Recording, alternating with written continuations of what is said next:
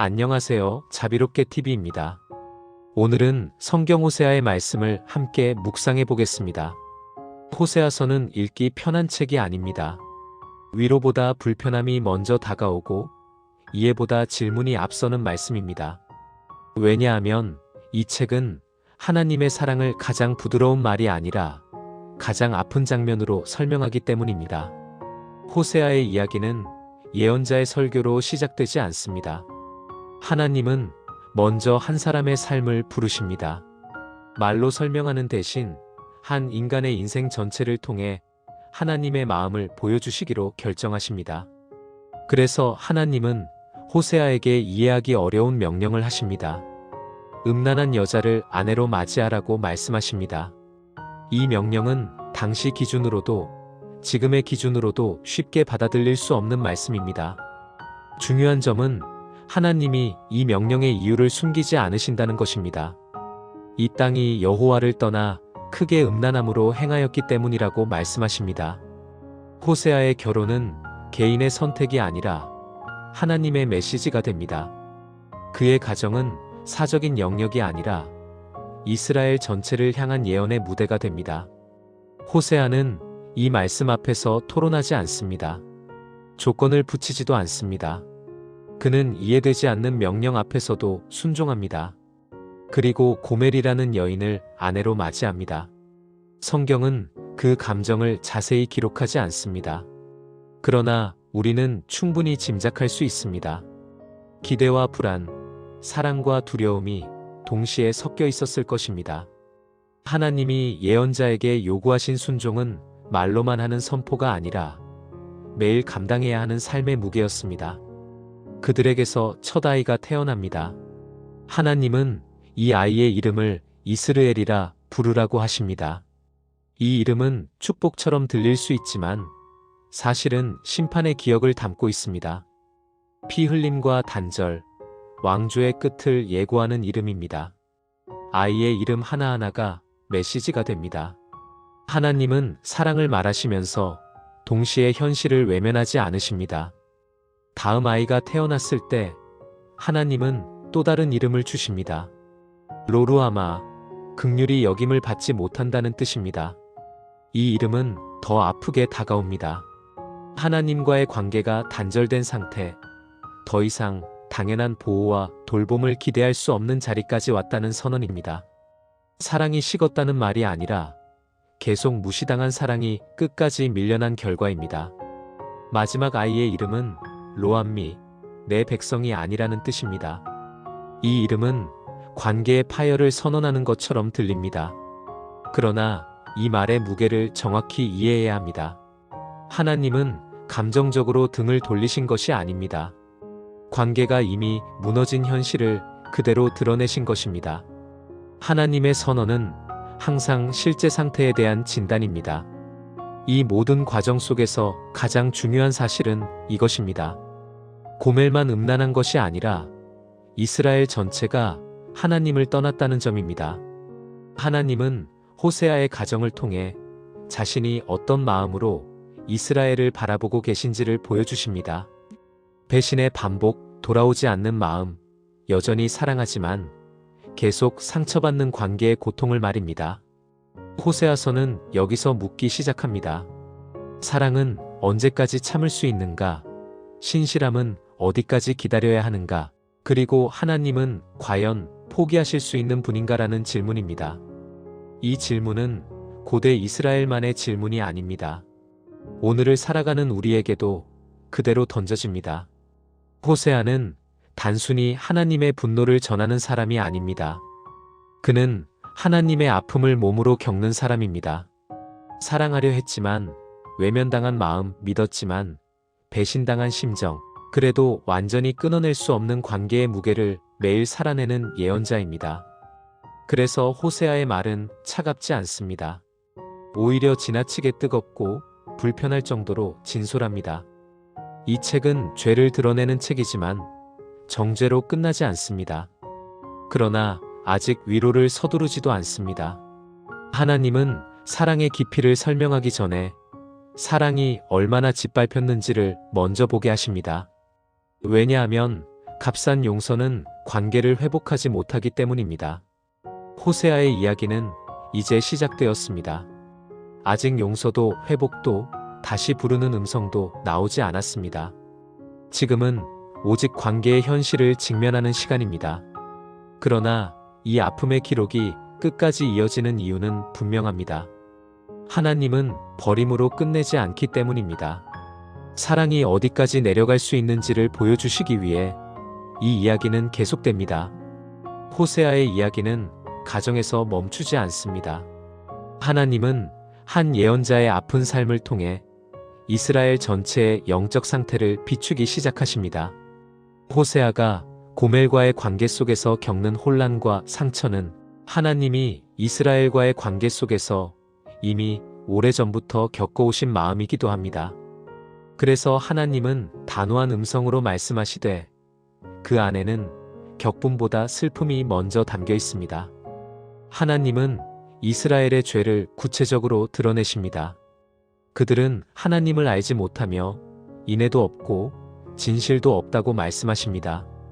여기서 말하는 알문 지식의 문제가 아닙니다. 관계의 문제입니다. 하나님과 함께 살아본 적이 없는 사람들처럼 그들은 하나님 없는 삶에 익숙해져 버렸습니다. 그래서 거짓과 살인과 도둑질과 간음이 끊이지 않고 피가 피를 잇는 상황이 되었다고 하나님은 진단하십니다. 이 말씀은 단순히 도덕적 타락을 지적하는 것이 아닙니다. 하나님과의 관계가 무너지면 삶 전체가 함께 무너진다는 사실을 보여주는 말씀입니다. 예배는 남아 있었지만 진짜 하나님은 없었습니다. 제사는 이어졌지만 마음은 떠나 있었습니다. 하나님은 이런 상태를 두고 음행이라고 표현하십니다. 다른 신을 섬긴다는 의미를 넘어 마음의 중심이 이미 다른 곳으로 옮겨갔다는 뜻입니다. 특히 하나님은 제사장들을 향해 강하게 말씀하십니다. 백성을 가르쳐야 할 자들이 오히려 죄를 묵인하고 타협하고 함께 무너지고 있다는 사실을 지적하십니다. 너희가 지식이 없으므로 망할 것이라는 말씀은 백성이 아니라 지도자를 향한 경고입니다. 책임 있는 자의 침묵이 공동체 전체를 어디까지 끌고 가는지를 분명히 보여주는 장면입니다. 이스라엘은 풍요로웠습니다. 겉보기에는 아무 문제가 없어 보였습니다. 곡식도 넘쳤고 포도주도 많았고 기름도 풍성했습니다. 그러나 하나님은 이 풍요가 오히려 그들을 더 멀어지게 만들었다고 말씀하십니다. 받은 것을 주신 분을 잊었기 때문입니다. 그들은 이 모든 것이 바알에게서 왔다고 믿기 시작했고 하나님 대신 다른 신에게 감사했습니다. 이 장면에서 호세아서의 가장 아픈 표현 중 하나가 등장합니다. 하나님은 이스라엘을 음녀의 자식이라고 부르십니다. 이 말은 저주의 언어처럼 들리지만 사실은 관계의 파괴를 그대로 드러내는 표현입니다. 태생의 문제가 아니라 현재의 관계 상태를 말하는 것입니다. 사랑받는 자녀로 살기를 거부하고 다른 주인을 따라간 현실에 대한 고발입니다. 그러나 하나님은 완전히 등을 돌리시지 않습니다. 심판의 말씀 한가운데에서도 경고의 목적을 분명히 하십니다. 내가 곡식과 포도주와 기름을 도로 가져가겠다고 말씀하시지만 그 이유는 파괴가 아니라 깨닫게 하기 위함입니다. 하나님은 이스라엘이 다시 돌아오기를 원하십니다. 잘못된 길에서 멈추게 하기 위해 잠시 풍요를 거두시는 것입니다. 이 모습은 호세아의 가정 안에서도 그대로 반복됩니다. 고멜은 여전히 불안정하고 관계는 흔들립니다. 사랑은 남아있지만 신뢰는 회복되지 않은 상태입니다. 호세아는 포기하지 않지만 관계는 이전과 같지 않습니다. 이 긴장감 속에서 우리는 하나님의 마음을 조금 더 이해하게 됩니다. 하나님은 무조건 덮어주시는 분이 아니라 회복을 위해 현실을 직면하게 하시는 분입니다. 호세아서의 이 부분은 우리에게 질문을 던집니다. 우리는 정말 하나님을 알고 있는가? 아니면 종교적인 습관 속에 머물러 있는가? 감사의 대상이 분명한가? 아니면 결과만 붙들고 있는가? 하나님 없는 번영이 얼마나 위험한지 이스라엘의 모습은 분명히 보여줍니다. 하나님은 침묵하시지 않습니다. 관계가 깨질수록 더 분명히 말씀하십니다. 그 말씀은 날카롭지만 목적은 단 하나입니다. 돌아오라는 부르심입니다. 아직 문은 닫히지 않았고 아직 이야기는 끝나지 않았습니다. 하나님은 상처 입은 사랑의 자리에서 여전히 기다리고 계십니다. 하나님은 이제 한 걸음 더 깊이 들어가십니다. 단순히 죄를 나열하는 단계가 아니라 왜 이스라엘이 여기까지 오게 되었는지를 설명하기 시작하십니다. 하나님은 이스라엘을 처음 만났던 시점을 기억해 보라고 말씀하십니다. 광야에서 아무것도 없던 때에, 아직 나라의 형태조차 갖추지 못했을 때에 하나님은 그들을 사랑하셨습니다. 필요한 것을 채워주셨고 길을 인도하셨으며 다른 신이 개입할 틈조차 없던 관계였습니다. 그러나 문제가 생긴 시점은 분명합니다. 정착하고 풍요를 누리고 스스로 설 수 있게 되었다고 느낀 순간부터입니다. 하나님은 이스라엘이 배부르자 교만해졌다고 말씀하십니다. 교만은 반역으로 시작되지 않습니다. 필요 없음이라는 감정에서 시작됩니다. 아직 하나님을 부정하지는 않았지만 하나님 없이도 살 수 있을 것 같다는 생각이 자리 잡은 순간 관계는 이미 흔들리기 시작한 것입니다. 하나님은 매우 현실적인 비유를 사용하십니다. 이스라엘을 포도나무에 비유하시며 열매가 많을수록 우상도 많아졌다고 말씀하십니다. 이것은 번영 자체가 죄라는 뜻이 아닙니다. 하나님과의 관계 없이 쌓아 올린 번영은 결국 다른 의지처를 만들어낼 수밖에 없다는 진단입니다. 사람은 중심이 비면 반드시 다른 무언가로 채우기 때문입니다. 그래서 하나님은 이스라엘의 마음 상태를 이렇게 표현하십니다. 그들의 마음은 둘로 나뉘었다고. 하나님을 완전히 떠난 것도 아니고 온전히 붙들지도 않은 상태입니다.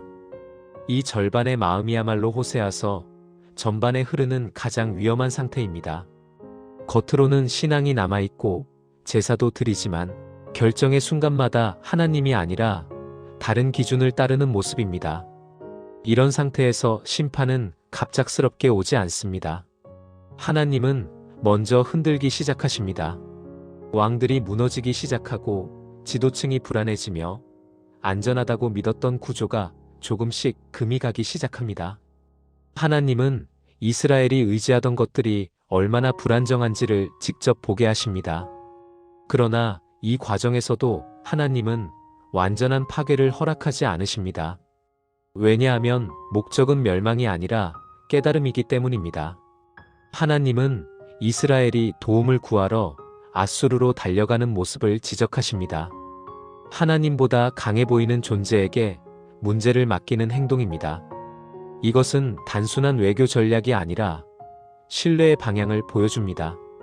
하나님은 이 장면을 보며 이렇게 말씀하십니다.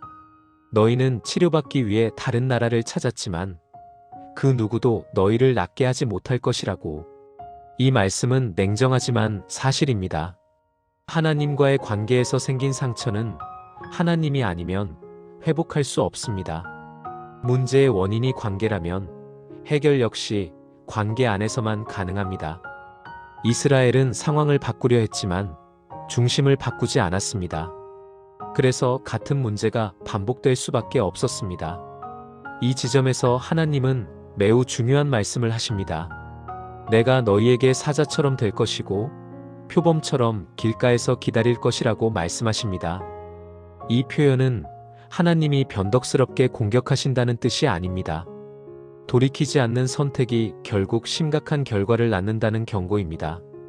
보호자의 자리를 거부하면 세상은 곧바로 위험한 곳이 됩니다. 그럼에도 불구하고 하나님은 문장을 이렇게 마무리하십니다. 내가 그들을 버려서가 아니라 돌아오게 하기 위해서라는 것입니다. 이 모든 흔들림의 목적은 단 하나입니다. 하나님께로 다시 시선을 돌리게 하는 것. 잘못된 곳에 묶인 마음을 풀어 본래 있어야 할 자리로 돌아오게 하는 것입니다. 호세아의 메시지는 점점 분명해집니다. 하나님은 떠난 이스라엘을 쫓아내는 분이 아니라 도망치는 이스라엘을 끝까지 따라가 부르시는 분이라는 사실입니다. 그 부르심은 부드럽기만 하지 않습니다. 때로는 고통스럽고 아프고 이해되지 않을 수 있습니다. 그러나 방향은 언제나 같습니다. 돌아오라는 초대입니다. 이제 호세아서의 흐름은 한 가지 질문으로 압축됩니다. 이스라엘은 과연 이 부르심을 알아차릴 것인가? 그리고 더 중요한 질문이 남아 있습니다. 인간의 배신보다 하나님의 사랑이 정말 더 오래 갈 수 있는가라는 질문입니다. 이 질문에 대한 대답은 아직 끝까지 펼쳐지지 않았습니다. 이야기는 계속 깊어집니다. 하나님은 이제 이스라엘의 외형이 아니라 마음의 방향을 정면으로 다루십니다. 겉으로는 여전히 제사가 있고 절기가 유지되며 하나님의 이름이 불리고 있지만 그 중심은 이미 다른 곳을 향해 있다고 말씀하십니다. 하나님은 이 상태를 두고 이렇게 표현하십니다. 그들의 사랑은 아침 구름 같고 쉬 사라지는 이슬 같다고. 잠깐의 감정은 있으나 지속되지 않는 마음입니다. 이 말은 감정의 문제를 지적하는 것이 아닙니다. 책임의 문제입니다. 하나님과의 관계는 순간의 열심으로 유지되지 않습니다. 선택의 반복으로 유지됩니다. 그러나 이스라엘은 위기의 순간마다 하나님을 찾고 조금만 상황이 나아지면 다시 등을 돌리는 선택을 반복해왔습니다. 하나님은 이 불안정한 반복을 더 이상 방치하지 않으십니다. 그래서 하나님은 묻습니다. 내가 너희에게 어떻게 하랴?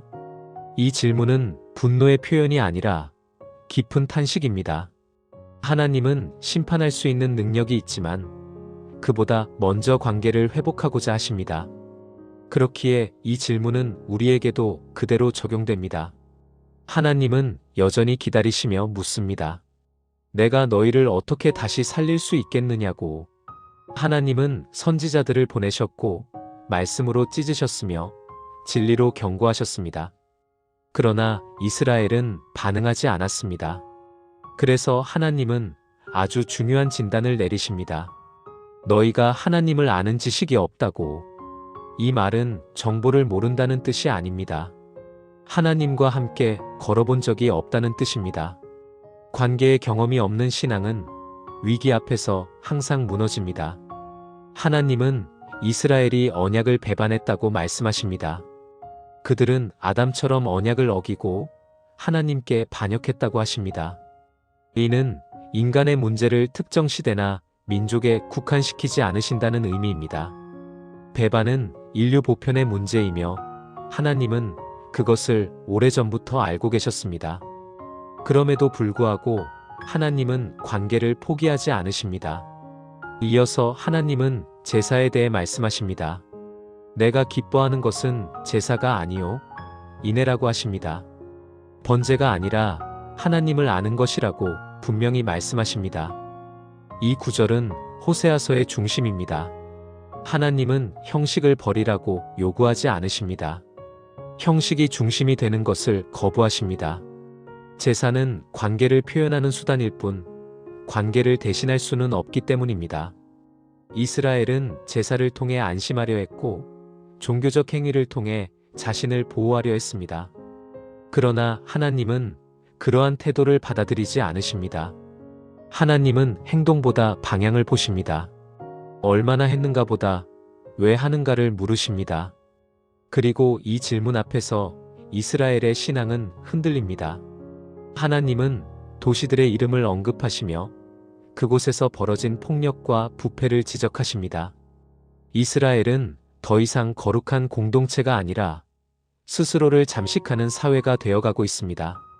문제는 단지 개인의 죄가 아니라 구조가 죄를 허용하고 정당화하고 있다는 점입니다.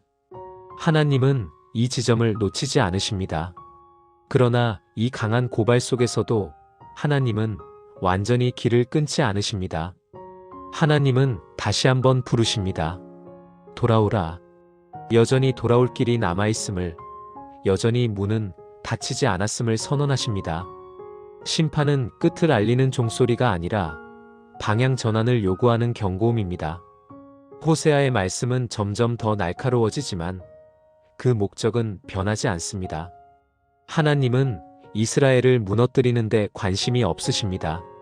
하나님은 관계를 되살리는데 관심이 있으십니다.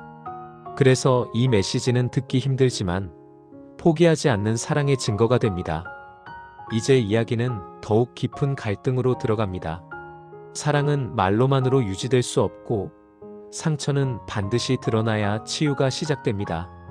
하나님은 이스라엘이 더 이상 피하지 못하도록 그들의 실상을 정면으로 마주하게 하십니다. 그리고 그 과정 속에서 하나님의 사랑이 어디까지 갈 수 있는지가 점점 선명해집니다. 하나님은 이제 이스라엘이 피하고 싶어 했던 기억을 다시 꺼내십니다. 처음 사랑받던 때, 처음 불림을 받았던 순간을 상기시키십니다. 하나님은 이렇게 말씀하십니다. 이스라엘이 어렸을 때 내가 사랑하여 내 아들을 애굽에서 불러냈다고. 이 말씀은 출발점에 대한 회상입니다. 이스라엘은 우연히 시작된 민족이 아니라 사랑으로 불려나온 존재였습니다. 그러나 시간이 흐르면서 관계의 방향은 어긋나기 시작합니다. 하나님이 부르실수록 그들은 더 멀리 도망갔다고 말씀하십니다. 하나님은 그들을 가르치셨고 품에 안으셨고 먹이셨지만 그들은 그것이 하나님께로부터 온 줄 알지 못했습니다. 이 장면은 배신의 이야기이기 전에 오해의 이야기입니다.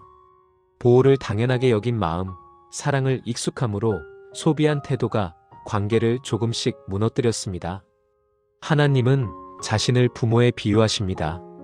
아이의 팔을 잡고 걷게 했고 넘어질 때마다 일으켜 세웠으며 사랑으로 이끌어왔다고 말씀하십니다.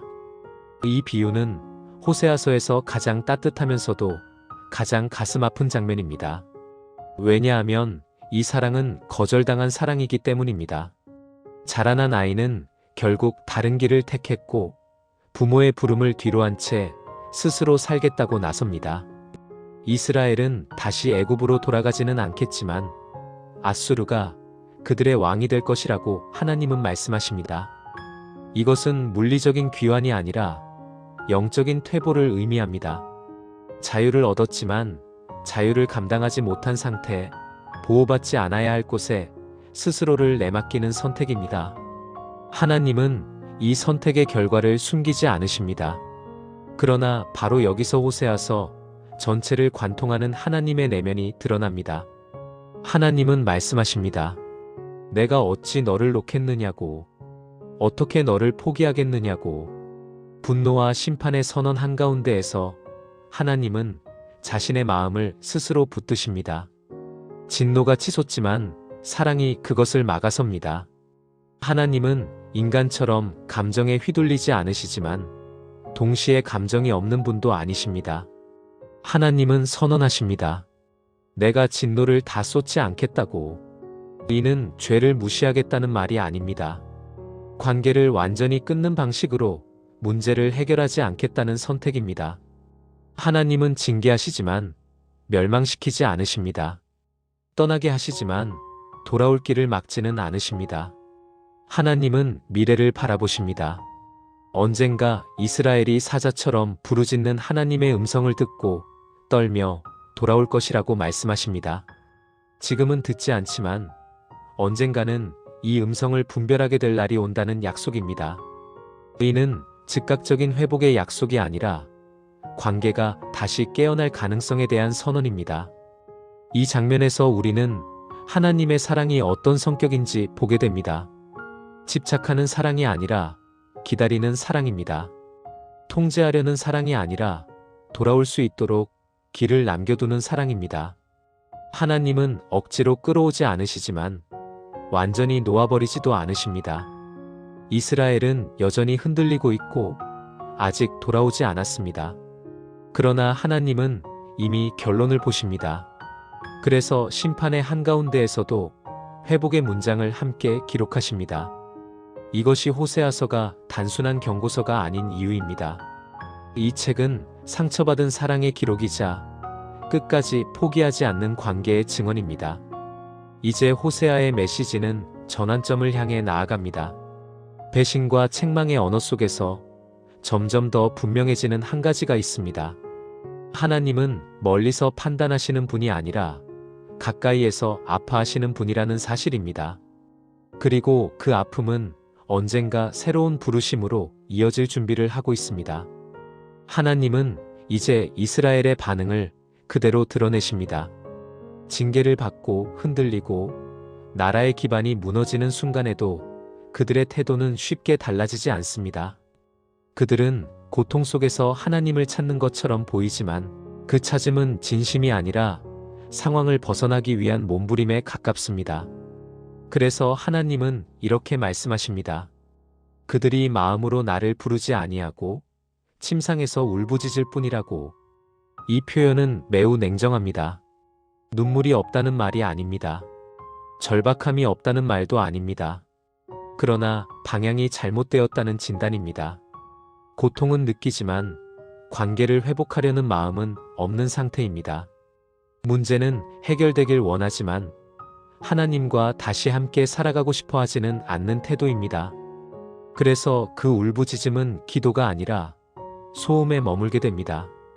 이스라엘은 여전히 바알에게로 향합니다. 곡식과 새 포도주와 기름을 위해 제단을 쌓고 하나님보다 결과를 더 신뢰합니다. 하나님은 이 모습을 보시며 그들을 뒤집힌 떡에 비유하십니다. 겉은 그럴듯하지만 속은 익지 않은 상태, 한쪽만 불에 닿아 온전하지 않은 모습입니다. 이는 위선의 문제가 아니라 미성숙의 문제입니다. 그들은 자신들이 약해지고 있다는 사실조차 알아차리지 못합니다. 주변 나라들과 섞이고 영향받고 정체성을 잃어가는데도 깨닫지 못합니다. 하나님은 이스라엘의 머리에 흰머리가 휘어졌지만 그가 알지 못한다고 말씀하십니다. 세월은 흘렀지만 성장은 없다는 의미입니다. 이 지점에서 하나님은 다시 한번 중요한 경고를 하십니다. 교만이 스스로를 증언하고 있지만 그들은 돌아오지 않는다고 말씀하십니다. 교만은 단지 자신감의 문제가 아니라 회개의 문을 닫아버리는 태도입니다. 잘못을 인정하지 않기 때문에 고쳐질 기회도 잃어버립니다. 이스라엘은 비둘기처럼 어리석고 분별 없이 이 나라 저 나라를 오간다고 하나님은 말씀하십니다. 도움이 될 것 같아 보이면 붙잡고 불안하면 다른 쪽으로 이동합니다. 그러나 그 모든 선택에는 하나님을 묻는 과정이 빠져 있습니다. 하나님 없는 판단은 늘 그럴듯해 보이지만 결국 중심을 잃게 만듭니다. 하나님은 더 이상 방관하지 않으십니다. 그들의 길 위에 그물을 치시고 자유롭게 날아다닌다고 믿었던 선택들이 오히려 스스로를 올가매게 하십니다. 이는 덫을 놓는 잔혹함이 아니라 더 멀리 망가지지 않게 막는 조치입니다. 하나님은 언제나 마지막 순간까지 돌아올 가능성을 남겨두십니다. 그러나 이스라엘은 여전히 하나님께 정직하지 않습니다. 입술로는 하나님을 부르지만 마음은 멀리 떠나 있습니다. 하나님은 이 불일치를 견디지 않으십니다. 왜냐하면 관계는 절반으로 유지될 수 없기 때문입니다. 하나님은 전부를 원하시거나 아니면 아픔을 감수하시는 분입니다. 이 부분에서 호세아의 메시지는 우리에게 매우 개인적으로 다가옵니다. 고난 중에 하나님을 찾는 것과 하나님을 찾기 위해 삶을 바꾸는 것은 전혀 다른 일이라는 사실입니다. 우리는 종종 문제가 해결되면 다시 이전으로 돌아가고 하나님은 필요할 때만 찾는 대상으로 전락시키곤 합니다. 호세아는 이 위험한 패턴을 그대로 드러냅니다. 그럼에도 불구하고 하나님은 문을 닫지 않으십니다. 경고는 더 날카로워지지만 목적은 여전히 같습니다. 다시 알게 하려는 것, 다시 관계의 자리로 부르려는 것입니다. 사랑은 때로 부드럽게, 때로는 아프게 표현되지만 포기하지 않는다는 점에서는 한결같습니다. 호세아서의 흐름은 이제 조금씩 방향을 바꾸기 시작합니다. 여전히 심판의 언어는 남아있지만 그 바닥에 깔린 하나님의 의도는 점점 더 분명해집니다. 하나님은 끝까지 기다리시는 분이며 돌아오지 않는 마음 앞에서도 돌아올 길을 지우지 않으시는 분입니다. 이제 이야기는 결정적인 국면을 향해 나아갑니다. 관계를 끊을 것인가, 다시 부르실 것인가. 하나님은 그 선택의 자리에서 인간의 생각과 전혀 다른 결정을 준비하고 계십니다. 하나님은 이제 관계의 본질을 더욱 분명하게 드러내십니다. 이스라엘의 문제는 행동 하나하나의 잘잘못이 아니라 마음이 어디에 매여 있는가의 문제라고 말씀하십니다. 그래서 하나님은 그들의 종교적 열심을 신뢰하지 않으십니다. 제단이 많아질수록 죄도 많아졌고 제사가 늘어날수록 마음은 더 분산되었다고 진단하십니다. 하나님 없는 열심은 관계를 회복시키지 못하고 오히려 더 깊은 자기기만으로 이끕니다. 이스라엘은 왕을 세우고 지도자를 세우며 안정감을 얻으려 했습니다. 그러나 하나님은 묻습니다. 이 왕들이 과연 너희를 구원할 수 있느냐고. 사람은 불안할수록 눈에 보이는 구조에 기대려 합니다. 제도와 권위, 조직과 전략은 불안을 잠시 가려주지만 근본을 치유하지는 못합니다. 하나님은 이스라엘이 왕을 구한 선택 자체가 하나님을 왕으로 삼지 않겠다는 고백이었음을 상기시키십니다. 하나님은 이스라엘의 죄가 봉인되어 저장되어 있다고 말씀하십니다. 이는 죄를 추궁하기 위한 기록이 아니라 더 이상 외면할 수 없는 상태가 되었음을 알리는 표현입니다. 회피는 가능했지만 해결은 미뤄져 왔습니다. 이제는 회피의 여지가 사라졌다는 경고입니다. 하나님은 침묵으로 동의하지 않으십니다. 이스라엘은 회복의 순간마다 이상한 선택을 합니다. 위기가 오면 하나님을 부르는 듯 하다가도 결정의 순간에는 다시 예전 방식으로 돌아갑니다. 그래서 하나님은 그들을 미숙한 아이에 비유하십니다. 해산의 때가 되었는데도 나오지 않으려는 아이처럼 변화의 고통을 피하려 한다는 것입니다. 새 생명은 고통 없이 나올 수 없다는 사실을 이스라엘은 받아들이지 않았습니다. 그러나 바로 이 비유 뒤에 놀라운 선언이 나옵니다. 하나님은 사망의 권세를 이기겠다고 말씀하십니다. 죽음에서 속량하시고 수월에서 구원하시겠다고 선언하십니다. 이 말씀은 당장의 상황과는 어울리지 않아 보입니다. 여전히 죄는 남아있고 회개는 미완성인데도 하나님은 결말을 말씀하십니다. 이는 인간의 반응을 기다린 뒤 결정하겠다는 말씀이 아닙니다. 하나님 자신의 성품에 근거한 선언입니다.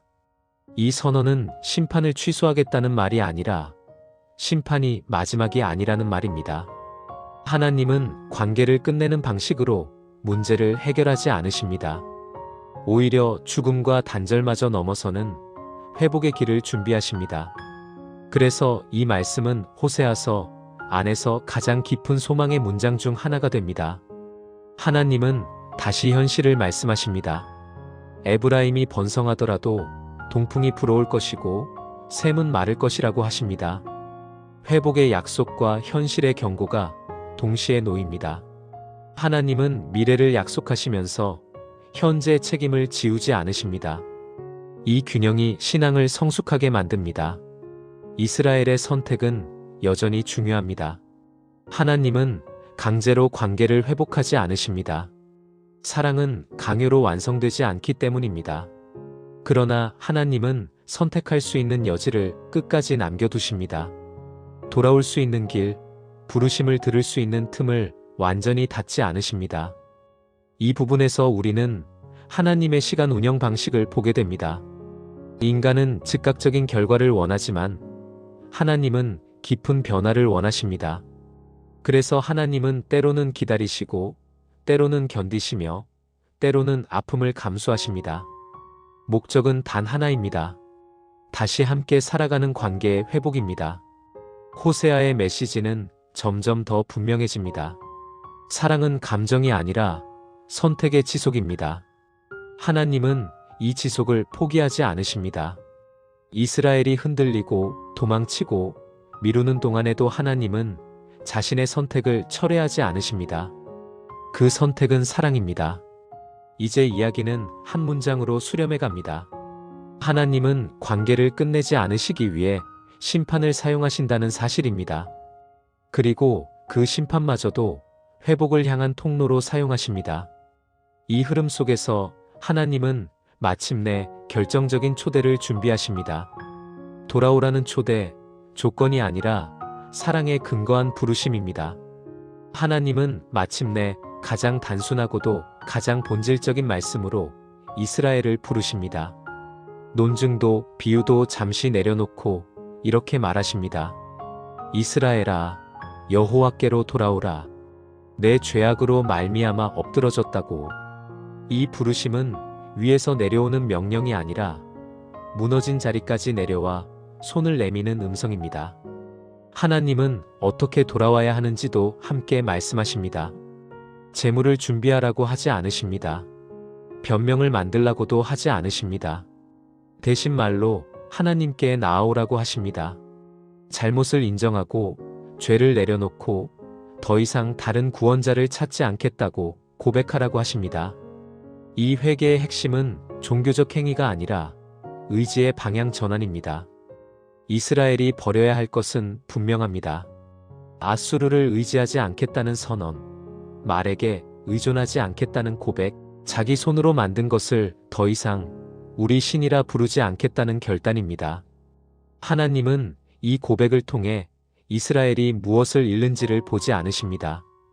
무엇을 다시 회복할 수 있는지를 보십니다. 고아가 하나님 안에서 긍휼을 얻는다는 말씀은 관계가 완전히 끊어진 것처럼 보이는 상황에서도 회복의 길이 열려 있음을 선언합니다. 하나님은 그들의 돌이킴에 즉각 반응하십니다. 내가 그들의 반역을 고치고 기쁘게 그들을 사랑하겠다고 말씀하십니다. 여기에는 조건이 붙지 않습니다. 충분히 바뀌면 사랑하겠다는 말이 아닙니다. 돌아오는 순간 이미 사랑은 시작된다는 선언입니다. 하나님의 사랑은 성과의 보상이 아니라 관계의 본질입니다.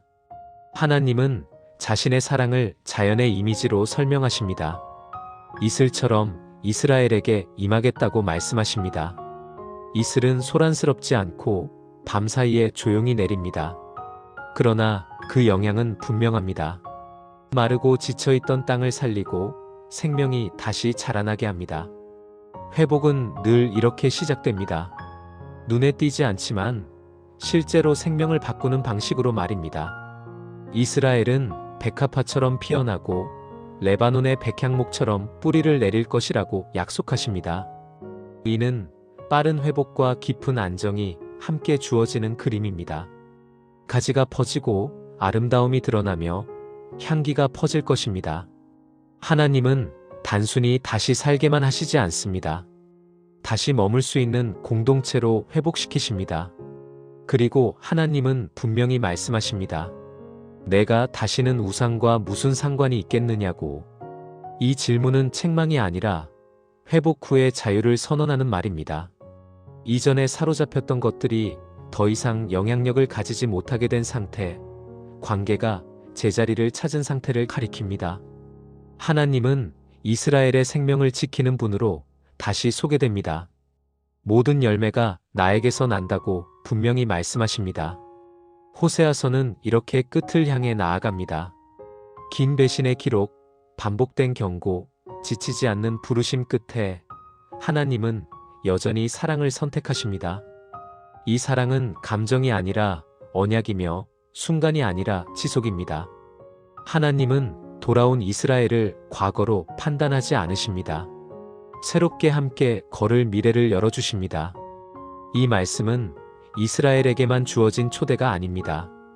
관계가 어긋났음을 알고 있지만 어디서부터 다시 시작해야 할지 모르는 모든 사람에게 주어진 말씀입니다. 하나님은 여전히 동일한 방식으로 말씀하십니다. 멀리 가지 말고 다시 돌아오라고. 화려한 준비를 하지 말고 있는 그대로 오라고. 호세아서의 이 지점은 끝이 아니라 시작입니다. 하나님과의 관계는 언제나 돌아오는 자리에서 다시 열립니다. 상처가 많을수록 길은 더 분명해집니다. 돌아오라. 그 말 안에는 정죄가 아니라 회복을 향한 하나님의 확신이 담겨 있습니다. 하나님은 돌아오라는 부르심 이후에 곧바로 안심시키지 않으십니다. 회복의 약속이 주어졌다고 해서 지나온 시간이 아무 의미 없었던 것처럼 덮어버리지는 않으십니다. 하나님은 회복의 문 앞에서 한 번 더 이스라엘이 반드시 이해해야 할 사실을 짚어주십니다. 관계는 다시 시작될 수 있지만 배움 없이 반복될 수는 없다는 말씀입니다. 그래서 하나님은 지혜의 언어로 이야기를 마무리하려 하십니다. 누가 지혜 있는 자이냐, 누가 총명한 자이냐고 물으십니다. 이는 소수의 영적 엘리트를 가려내기 위한 질문이 아닙니다. 지금까지 들은 이 모든 말씀을 단순한 경고로 흘려보낼 것인지 삶의 방향을 바꾸는 기준으로 삼을 것인지를 묻는 질문입니다. 하나님은 분명히 말씀하십니다. 여호와의 길은 정직하다고. 이 길은 이해하기 쉽다는 뜻이 아니라 신뢰할 수 있다는 의미입니다. 때로는 이해되지 않고 느리게 보이며 고통스러워 보이지만 결국 생명으로 이어지는 길이라는 선언입니다. 의인은 그 길에서 행하지만 죄인은 그 길에서 넘어질 것이라고 말씀하십니다. 길이 잘못된 것이 아니라 태도가 다르기 때문입니다. 이 말은 호세아서 전체를 관통하는 결론입니다. 하나님은 이스라엘을 멸망시키는 길을 제시하신 적이 없습니다. 늘 생명의 길을 말씀하셨지만 이스라엘은 그 길을 다른 목적에 사용하려 했습니다. 축복만을 얻기 위해, 안전만을 확보하기 위해 하나님을 이용하려 했습니다. 그러나 하나님의 길은 관계를 위한 길이지 수단이 아닙니다. 여기까지 이르러서 우리는 호세아서의 깊이를 다시 마주하게 됩니다. 이 책은 음행과 배신의 이야기가 아니라 왜곡된 사랑의 이야기입니다. 사랑이 사라진 것이 아니라 사랑을 대하는 방식이 잘못되었을 때 어떤 일이 벌어지는지를 보여줍니다. 하나님은 사랑을 거래로 만들지 않으시고 조건으로 제한하지 않으십니다. 하나님은 이스라엘이 회복된 이후의 모습을 미화하지 않으십니다. 문제가 완전히 사라질 것이라고 약속하지 않으십니다. 대신 하나님과 함께 걷는 길로 돌아오라고 하십니다. 이 길은 넘어질 수도 있지만 다시 일어날 수 있는 길입니다. 혼자 걷지 않아도 되는 길입니다. 이 지점에서 호세아의 메시지는 개인의 신앙으로 깊이 들어옵니다. 우리는 얼마나 자주 하나님께 돌아오겠다고 말하면서도 다시 같은 기준으로 살려 하는가를 묻지 않을 수 없습니다. 하나님은 단순히 죄를 멈추라고 요구하지 않으십니다. 방향을 바꾸라고 요구하십니다. 삶의 중심을 다시 하나님께로 옮기라고 말씀하십니다. 호세아서의 후반부는 소리가 큽니다. 그러나 그 소리는 위협의 소리가 아니라 길을 밝히는 소리입니다. 하나님은 어둠 속에서 조용히 손을 잡아 끌지 않으십니다. 분명한 음성으로 길을 알려주십니다. 이 길이 생명의 길이라고, 이 길이 관계가 회복되는 길이라고 말씀하십니다. 이스라엘에게 이 말씀은 새로운 시작의 기준이 됩니다. 과거를 반복하지 않기 위해 무엇을 붙들어야 하는지, 무엇을 내려놓아야 하는지가 분명해집니다. 하나님은 다시는 같은 상처를 만들고 싶지 않으십니다. 그래서 회복의 자리에서도 가르치기를 멈추지 않으십니다. 호세아서의 이야기는 이제 점점 마무리를 향해 갑니다. 그러나 이 마무리는 닫힘이 아니라 삶으로 이어지는 열린 결말입니다. 하나님과의 관계는 책 한 권으로 끝나지 않기 때문입니다. 이 말씀을 들은 사람의 선택 속에서 이 이야기는 계속 기록됩니다. 하나님은 이제 이스라엘이 왜 같은 자리에서 반복적으로 넘어지는지를 다시 한번 짚으십니다. 문제는 몰라서가 아니었습니다. 들은 적이 없어서도 아닙니다. 이스라엘은 충분히 들었고 충분히 경험했습니다. 그러나 삶의 기준을 바꾸지 않았습니다. 하나님은 이 상태를 두고 이렇게 말씀하십니다. 이스라엘은 심은 대로 거두고 있다고. 바람을 심고 광풍을 거두는 삶이라고 선언하십니다. 이 말씀은 징계의 이유를 분명히 합니다. 하나님의 심판은 갑작스러운 감정의 폭발이 아니라 선택에 누적된 결과입니다. 이스라엘은 정의를 심지 않았고 인애를 가꾸지 않았으며 하나님을 찾는 삶을 지속하지 않았습니다. 대신 자기 힘과 자기 전략을 의지하며 살아왔고 그 결과가 지금의 혼란이라는 사실을 하나님은 숨기지 않으십니다. 하나님은 이스라엘을 길들여진 암소에 비유하십니다. 처음에는 농사에 익숙해 기쁘게 일하던 존재였지만 이제는 멍에를 벗어 던지고 자기 마음대로 움직이려 하는 모습입니다. 하나님은 이 비유를 통해 자유와 방종의 차이를 드러내십니다. 하나님과 함께할 때의 자유는 방향이 있는 자유였지만 하나님을 떠난 뒤의 자유는 통제 잃은 방황이 되었습니다. 그래서 하나님은 말씀하십니다. 지금이 바로 여호와를 찾을 때라고 묵은 땅을 갈아엎고 새롭게 심을 준비를 하라고 하십니다. 이 표현은 호세아서 전체에서 매우 중요한 전환점입니다. 회복은 감정의 결단에서 시작되지 않습니다. 삶의 구조를 다시 손보는 데서 시작됩니다. 오래 굳어진 선택의 패턴을 깨뜨리는 작업이 필요합니다. 이 과정은 아프고 힘듭니다. 묵은 땅은 갈기 어렵고 오래 쌓인 습관은 쉽게 바뀌지 않습니다. 그러나 하나님은 이 과정 없이는 진짜 회복이 오지 않는다는 사실을 분명히 하십니다. 단순히 위기를 넘기는 것이 아니라 다른 삶의 방향으로 들어서야 하기 때문입니다. 이스라엘은 여전히 착각합니다. 하나님보다 많은 군사와 견고한 성읍이 자신을 지켜줄 것이라 믿습니다. 그러나 하나님은 묻습니다. 너희가 의지하는 이 힘이 정말 너희를 구해줄 수 있느냐고. 전쟁과 파괴의 이야기들을 언급하시며 인간의 힘이 얼마나 쉽게 무너질 수 있는지를 다시 상기시키십니다. 하나님은 단호하지만 감정적으로 말씀하지 않으십니다. 현실을 있는 그대로 설명하십니다. 하나님 없는 안정은 존재하지 않는다는 사실을 이스라엘의 경험을 통해 증명하고 계십니다. 그리고 이 설명의 목적은 공포가 아니라 분별입니다. 어디에 뿌리를 내려야 하는지를 다시 선택하게 하기 위함입니다. 이 지점에서 호세아서는 매우 실제적인 질문을 던집니다. 지금까지 살아온 방식으로 정말 다른 결과를 기대할 수 있는가라는 질문입니다. 하나님은 이스라엘의 실패를 조롱하지 않으십니다. 다만 같은 선택을 반복하면서 다른 결말을 기대하지 말라고 말씀하십니다. 회복은 늘 다른 선택에서 시작됩니다. 그러나 하나님은 희망을 거두지 않으십니다. 묵은 땅을 갈라는 말씀 뒤에는 반드시 약속이 따라옵니다. 여호와께서 오셔서 비처럼 의를 내리실 것이라는 약속입니다. 하나님은 인간이 할 수 있는 몫과 하나님이 하실 몫을 분명히 구분하십니다. 인간은 방향을 바꾸고 하나님은 생명을 주십니다. 호세아의 메시지는 점점 더 분명해집니다. 하나님은 결과만 바꾸려는 신앙을 원하지 않으십니다. 삶의 뿌리를 바꾸는 신앙을 원하십니다. 그리고 그 뿌리가 하나님께 다시 연결될 때 회복은 반드시 따라옵니다. 이제 이야기는 점점 마지막을 향해 가고 있습니다. 책의 어조는 차분해지지만 메시지는 더 깊어집니다. 하나님은 끝내 이스라엘이 스스로 결정하게 하십니다. 강요하지 않으시고 대신 진실을 충분히 보여주신 뒤 선택을 맡기십니다. 그리고 그 선택의 순간 앞에서 하나님의 사랑은 여전히 자리를 지키고 있습니다. 하나님은 이제 이스라엘의 역사를 한 장면씩 다시 짚어주십니다. 이것은 과거를 들추기 위한 질책이 아니라 같은 실수를 반복하지 않게 하기 위한 기억의 소환입니다.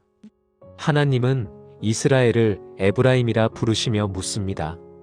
에브라임아, 내가 너를 어떻게 대하였는지를 기억하느냐고.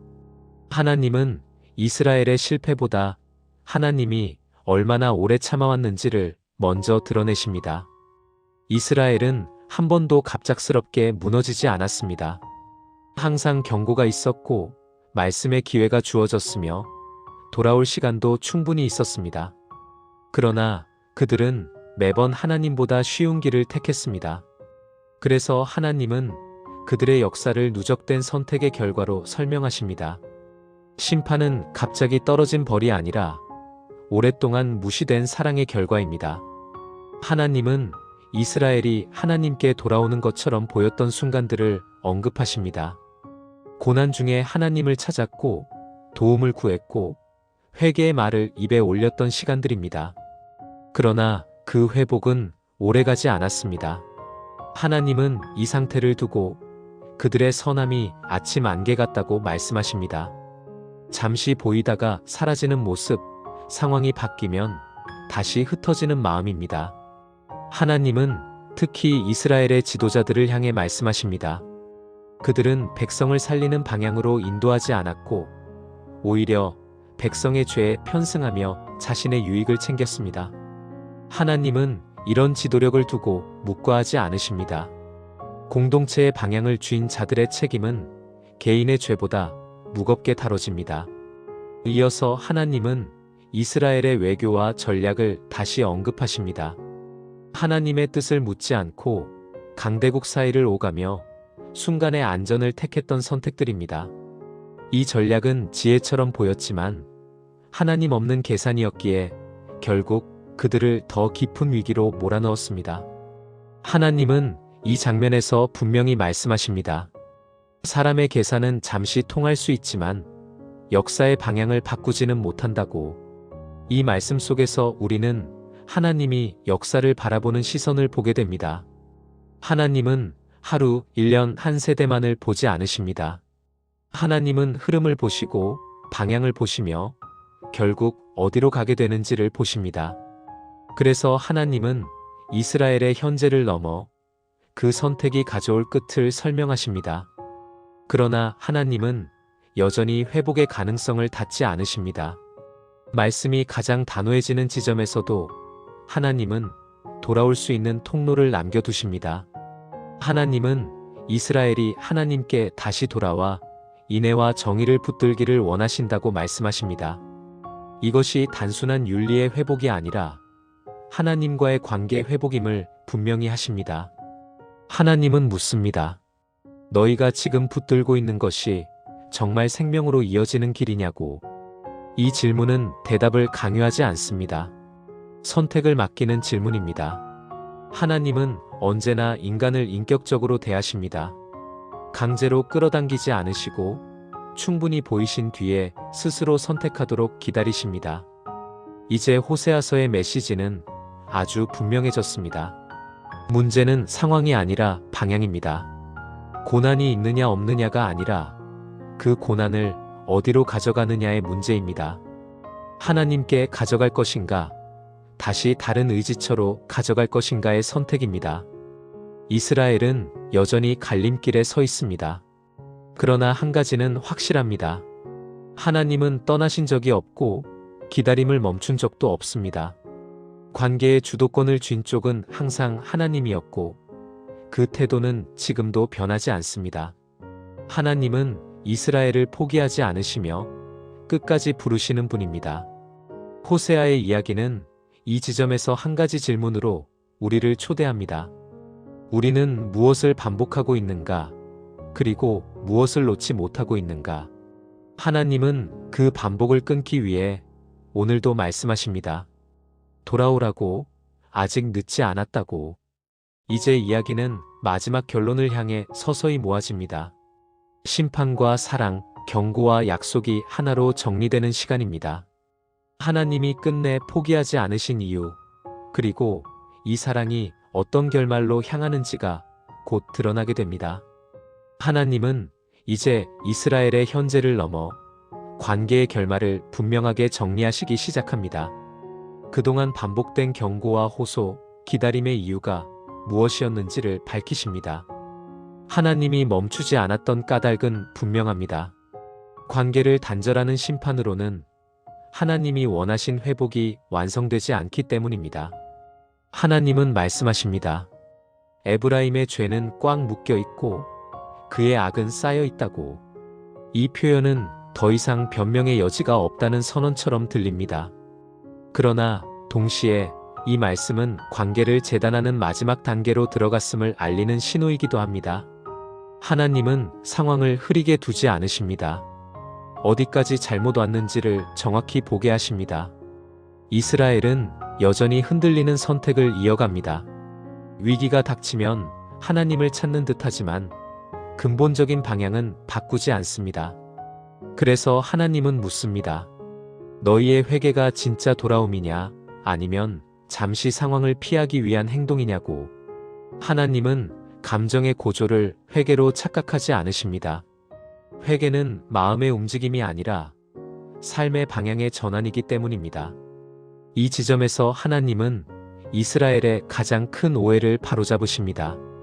이스라엘은 하나님이 심판을 미루는 이유를 약함으로 오해했습니다.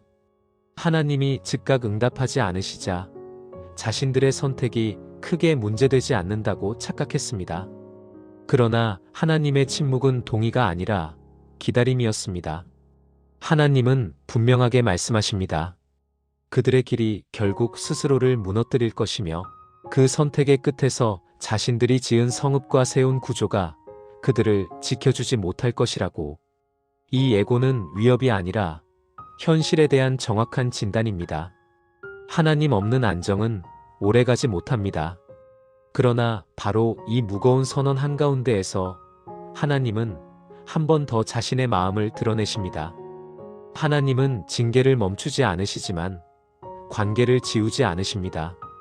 이 긴장 속에서 우리는 하나님의 성품을 봅니다. 죄를 가볍게 넘기지 않으시되 사람을 쉽게 포기하지 않으시는 분입니다. 하나님은 이스라엘이 결국 자신이 가르친 길로 다시 돌아오기를 바라십니다. 그렇기에 마지막까지 말씀하십니다. 아직 돌아올 수 있는 시간이 남아있고 아직 선택할 수 있는 여지는 사라지지 않았다고. 이 부르심은 점점 더 간결해지지만 그 무게는 결코 가벼워지지 않습니다. 호세아의 메시지는 2단계에서 성숙해집니다. 처음에는 고발이 많았고 중간에는 갈등이 컸으며 이제는 결단의 순간으로 들어갑니다. 하나님은 억지로 붙잡지 않으시고 충분히 드러낸 뒤 기다리십니다.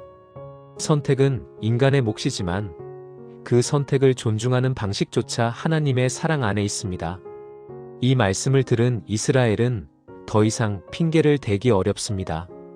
무엇을 버려야 하고 무엇을 붙들어야 하는지가 분명해졌기 때문입니다.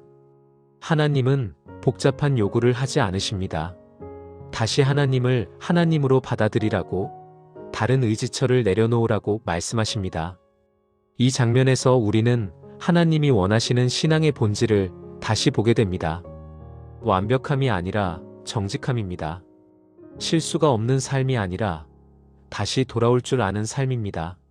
하나님은 이스라엘에게도 오늘을 살아가는 우리에게도 같은 것을 요구하십니다. 이제 이야기는 마지막 단계로 들어섭니다. 결론은 이미 여러 번 힌트로 주어졌지만 이제는 더 이상 숨겨지지 않습니다. 하나님이 끝까지 붙드신 선택, 사랑의 결론이 곧 선명하게 드러나게 됩니다. 하나님은 이제 더 이상 새로운 비유를 들지 않으십니다. 설명도 길게 하지 않으십니다. 반복된 말씀과 경고, 기다림의 시간을 지나온 뒤에 남은 것은 하나의 질문입니다. 관계를 계속 이어갈 것인가? 아니면 끝내 등을 돌린 채 살아갈 것인가라는 질문입니다. 하나님은 마지막까지 선택을 강요하지 않으십니다. 다만 선택의 결과가 어디로 이어지는지는 분명히 보여주십니다. 이스라엘은 하나님을 잊은 대가를 이미 경험하고 있습니다. 내부는 무너졌고 외부의 위협은 점점 가까워졌으며 스스로 세운 것들이 자신을 지켜주지 못한다는 사실도 충분히 보았습니다. 그럼에도 불구하고 사람은 쉽게 마지막 한 가지를 내려놓지 못합니다. 바로 자기 방식으로 살아가겠다는 고집입니다. 하나님은 이 고집이 얼마나 오랫동안 관계를 가로막아 왔는지를 짚어주십니다. 하나님은 이스라엘의 죄를 두고 숨기지 않으십니다. 음행과 거짓, 불의와 폭력이 서로 얽혀 공동체 전체를 잠식하고 있음을 말씀하십니다. 그러나 동시에 하나님은 이 죄들을 나열하는데 오래 머무르지 않으십니다. 이미 충분히 드러났기 때문입니다. 지금 하나님이 집중하시는 것은 죄의 목록이 아니라 앞으로의 방향입니다. 그래서 하나님은 다시 한번 선언하십니다. 이스라엘이 하나님을 버렸기에 하나님도 그들의 보호를 거두실 수밖에 없다고. 이 말은 감정적인 단절 선언이 아니라 관계의 원리를 설명하는 말씀입니다. 보호는 관계 안에서 유지됩니다. 떠난 관계에서는 보호도 지속될 수 없습니다. 하나님은 책임 없는 보호를 약속하지 않으십니다. 그러나 이 엄중한 말씀 가운데에도 하나님은 자신을 숨기지 않으십니다. 하나님은 여전히 말씀하시는 분으로 남아 계십니다. 완전히 침묵하지 않으시고 여전히 들릴 수 있는 음성으로 경고하십니다. 이것 자체가 하나님의 자비입니다. 정말 버려진 관계라면 하나님은 말씀조차 하지 않으실 것이기 때문입니다. 이스라엘은 여러 번 기회를 받았습니다. 그리고 이제 그 기회들이 무엇을 의미했는지도 알게 됩니다. 하나님은 시간을 주셨고 흔들림을 허락하셨으며 마지막까지 기다리셨습니다. 이 모든 과정은 관계를 끊기 위한 준비가 아니라 끝까지 살리기 위한 여정이었습니다. 하나님은 포기하기보다 오래 참으시는 쪽을 선택하셨습니다. 이 장면은 호세아서의 감정적 정점이기도 합니다. 하나님의 사랑이 한계에 다다른 것처럼 보이지만 사실은 사랑이 마지막까지 무엇을 할 수 있는지를 보여주는 장면이기 때문입니다. 하나님은 감정으로 판단하지 않으십니다. 사랑이 관계를 살릴 수 있는 마지막 여지가 있는지를 끝까지 확인하십니다. 이 말씀을 통해 우리는 중요한 진리를 다시 보게 됩니다. 하나님은 인간의 반응에 따라 성품이 바뀌는 분이 아니십니다. 인간이 변해도 하나님은 사랑을 기준으로 판단하십니다. 그래서 심판조차도 사랑의 바깥에서 일어나지 않습니다. 사랑이 멈추지 않았기에 심판도 무작위가 아닙니다. 이스라엘은 이제 정말로 선택의 자리 앞에 서 있습니다. 도망칠 핑계도 미룰 시간도 거의 남지 않았습니다. 하나님은 모든 것을 드러내셨고 관계의 조건도 숨기지 않으셨습니다. 남은 것은 응답입니다. 돌아올 것인가 아니면 끝내 다른 길을 택할 것인가. 호세아서의 이 구간은 조용하지만 무겁습니다. 더 큰 소리를 내지 않아도 이미 모든 것이 충분히 전달되었기 때문입니다. 하나님은 마지막까지 인격적으로 말씀하시며 사람을 존중하십니다. 강압이 아니라 선택으로, 공포가 아니라 진실로 다가오십니다. 이제 이야기는 정말 마지막을 향해 가고 있습니다. 남은 것은 하나님이 끝내 선택하신 결론, 그리고 그 결론이 우리에게 무엇을 말해주는지입니다. 하나님이 끝까지 포기하지 않으신 이유가 곧 분명하게 드러납니다. 하나님은 이제 관계의 마지막 장면을 준비하십니다. 여기까지 오는 동안 많은 말씀이 있었고 많은 경고와 탄식이 반복되었습니다. 그러나 이 마지막으로 다가오는 순간에 하나님은 목소리를 높이지 않으십니다. 오히려 더 낮고 더 분명한 어조로 말씀하십니다. 왜냐하면 지금은 설득의 시간이 아니라 결론의 시간이기 때문입니다. 이스라엘은 하나님 앞에서 더 이상 새로울 것이 없는 상태가 됩니다. 숨길 것도 변명할 것도 거의 남아있지 않습니다. 하나님은 이미 그들의 중심을 모두 드러내셨고 무엇을 붙들고 무엇을 버려야 하는지도 충분히 말씀하셨습니다. 이 시점에서 하나님이 요구하시는 것은 복잡한 신앙적 결단이 아닙니다. 단 하나 하나님을 다시 하나님으로 인정하는 선택입니다. 하나님은 이스라엘이 그동안 무엇에 실망했는지를 알고 계십니다. 사람에게서 기대했던 안정, 제도에서 기대했던 안전, 우상에게서 기대했던 풍요가 모두 무너졌다는 사실을 하나님은 외면하지 않으십니다. 그러나 하나님은 이렇게 말씀하십니다. 그 실패가 끝이 아니라 돌아올 이유가 되도록 하라고. 실패를 숨기지 말고 방향을 바꾸는 계기로 삼으라는 것입니다. 이 부분에서 하나님은 이스라엘의 상처를 가볍게 여기지 않으십니다. 징계로 인한 아픔, 무너진 나라, 사라진 자존심을 알고 계십니다. 그러나 하나님은 상처를 이유로 관계를 포기하지 않으십니다. 오히려 상처가 깊을수록 하나님은 더 분명하게 관계의 본질로 이끄십니다. 하나님이 원하시는 것은 흉터 없는 삶이 아니라 다시 연결된 삶입니다. 하나님은 이스라엘이 계속해서 겉모습을 다듬는 신앙에 머물러 있었음을 지적하십니다. 말은 바뀌었지만 삶은 바뀌지 않았고, 위기의 순간마다 감정적인 고백은 있었지만 방향은 유지되지 않았습니다. 그래서 하나님은 이제 더 이상 표면적인 반응을 기다리지 않으십니다. 중심이 이동하는 선택을 기다리십니다.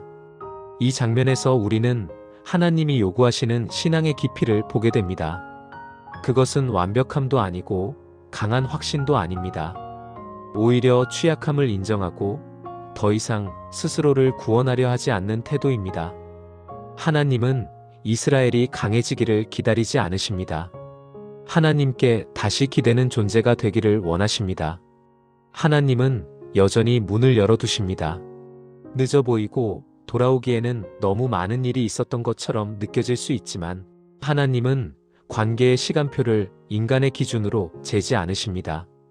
아직 돌아올 수 있다면 아직 끝은 아니라는 것이 하나님의 기준입니다. 이 말씀은 이스라엘만을 향한 것이 아닙니다. 반복된 신앙의 실패 앞에서 스스로를 포기해버린 사람들, 다시 시작할 자격이 없다고 느끼는 모든 이들에게 향한 말씀입니다. 하나님은 그런 판단을 허락하지 않으십니다. 하나님은 언제나 관계를 회복할 수 있는 쪽을 선택하십니다. 이제 정말 마지막 선택만 남았습니다. 하나님은 더 말하지 않으십니다. 그러나 침묵 속에서도 여전히 기다리고 계십니다. 그 기다림은 무력함이 아니라 존중입니다. 하나님은 인간이 스스로 돌아오기를 원하십니다. 사랑은 항상 자유로운 선택 위에 서야 하기 때문입니다. 호세아서의 이 지점은 숨을 고르게 만드는 장면입니다. 더 강한 말도 더 새로운 내용도 없습니다. 이미 다 말해졌기 때문입니다. 이제 남은 것은 반응입니다. 이 긴 이야기의 결말은 하나님의 마음이 아니라 인간의 선택에 의해 결정될 준비가 되어 있습니다. 이제 마지막 장면이 남았습니다. 하나님이 끝까지 숨기지 않으신 그 결론, 심판을 넘어선 사랑의 선언이 마지막으로 선명하게 드러나게 됩니다. 하나님은 끝내 당신의 결론을 숨기지 않으십니다. 이스라엘이 얼마나 멀리 떠났는지, 관계가 얼마나 깊게 무너졌는지 그 과정을 모두 보셨음에도 불구하고 하나님은 관계를 끝내는 선택을 하지 않으십니다. 마지막 장면에서 하나님이 택하신 것은 단절이 아니라 회복입니다. 이것이 호세아서의 가장 놀라운 결말입니다. 하나님은 다시 한번 분명하게 말씀하십니다. 이스라엘아, 여호와께로 돌아오라고. 이 부르심은 조건을 붙이지 않습니다. 충분히 변했느냐, 다시 실수하지 않을 자신이 있느냐를 묻지 않으십니다. 하나님은 돌아오는 행위 자체가 이미 관계의 회복을 시작한다고 선언하십니다. 사랑은 준비가 끝난 사람만을 위한 것이 아니라 돌아오려는 사람을 위한 것이기 때문입니다. 하나님은 이스라엘의 반역을 고치겠다고 말씀하십니다. 스스로 고치라는 요구가 아닙니다. 하나님이 직접 고치시겠다는 선언입니다. 여기에는 하나님의 깊은 태도가 담겨 있습니다. 인간의 실패를 문제 삼아 관계를 종료하지 않으시고 실패 자체를 회복의 재료로 사용하시는 분이라는 고백입니다. 하나님은 다시 한번 자연의 언어로 당신의 사랑을 설명하십니다. 이슬처럼 임하겠다고 하십니다. 이슬은 요란하지 않고 강요하지 않으며 밤사이 조용히 내려옵니다. 그러나 그 이슬은 마른 땅을 살리고 다음 날의 생명을 준비합니다. 하나님의 회복도 이와 같습니다. 감정적 폭발이 아니라 지속적인 생명 공급입니다.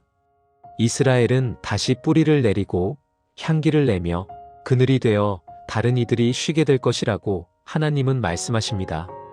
이는 단순한 개인 회복이 아니라 공동체 회복의 그림입니다.